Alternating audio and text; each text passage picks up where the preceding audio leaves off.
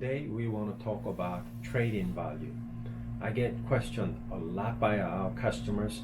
How do I get most money for my vehicle? Well, you have to do your homework, but most of all, you have to use your elbow grease, that's American saying. You gotta clean your vehicle. A parent sells the vehicle, and once your vehicle is really clean, make sure there is no trash in the vehicle. Make sure there is no dry fries or other Coke bottles or anything like that. Really deters you from getting the very best value. Trust me on this. The used car buyers are no different than you. They want to see a clean, nice, smell nice vehicle. One of the biggest knock on the trade-in value is a smoker's vehicle. I am sorry. We have to spend so much time, energy, and effort to clean out the odor.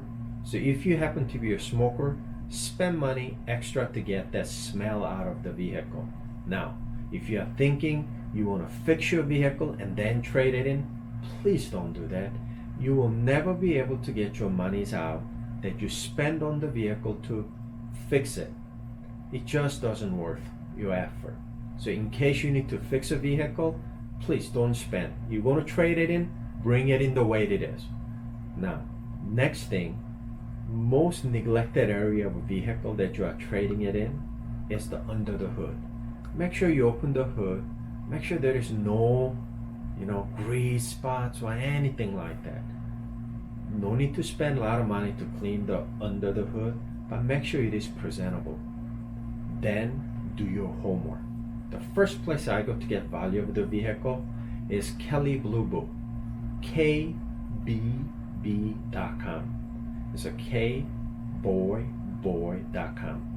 When you get in there, make sure you have right ear, right model, right equipment, and most important thing, make sure you have right mileages in there.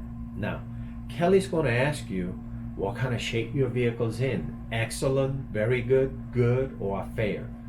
Please do not click excellent or very good, because dealer has to spend money to get the vehicle ready. And if you really believe that your vehicle is in that condition, no dealer, I'm being very sincere, on an actual cash value of your vehicle, no dealer will give you money on that.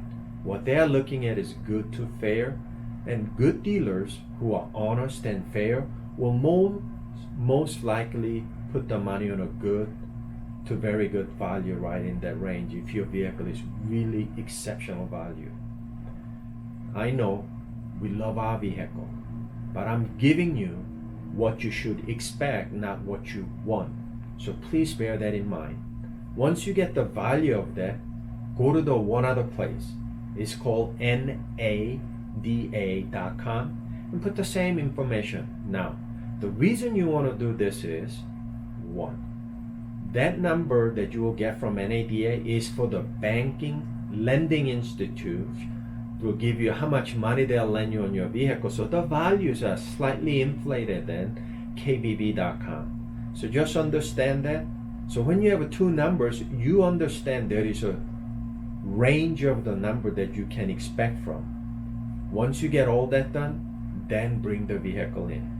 And make sure the used car buyer asks right questions also. It's very important you relate what have you done to the vehicle. Like if you put a new tires in last year, that brings the value significantly. If you have done a transmission service, radiator service, fuel injection service, if you have done all those things, make sure you mention it to the used car buyer. When you do that, you can expect a better value for your vehicle. However, if the used car buyer is not asking you these questions and getting your number, then you're going to ask them a one simple question. Is this a actual cash value of the vehicle? Even if I don't purchase the vehicle from you, make sure they give you that answer. You can compare that against the Kelley Blue Book, and if the numbers are significantly different, I need you to ask them, why is it my number so different? Could you explain that to me? And let them explain it to you. Now, the explanation is satisfactory to you, great. You got a great deal and you can proceed with purchase of the vehicle. But I'm going to tell you this one thing. Make sure you get your trade-in value before you start working the numbers on a vehicle that you want to buy, because you want to know exactly what you'll be getting for your vehicle, even if you don't buy that car and switch the unit later on, so that you know the actual cash value of your vehicle.